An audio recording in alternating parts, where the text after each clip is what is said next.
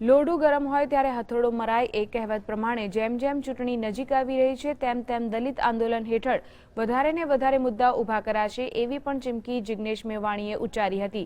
દલિત આંદોલનકારી જિગ્નેશ મેવાણીએ દિલ્હીના જંતર મંતર ઉપર ઉપવાસ પર બેઠેલા હોન્ડાના 3000 કર્મચારીઓના સમર્થનમાં અમદાવાદમાં એક સભાનું આયોજન કર્યું હતું, જેમાં માંડ 100 વ્યક્તિ એકઠા થતા કાર્યક્રમનો ફિયાસ્કો થયો હતો।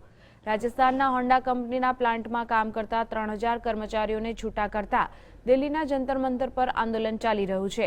તેના ટેકામાં જિગ્નેશ મેવાણીએ દલિતો હોન્ડા કંપનીના વાહનો નહીં ખરીદે તેવા શપથ લેવડાવ્યા હતા।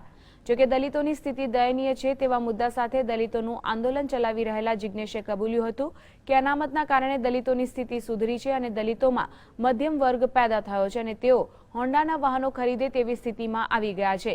આથી આવા દલિતો દશેરાએ હોન્ડાના વાહનો ન ખરીદે તેવી અપીલ કરાશે।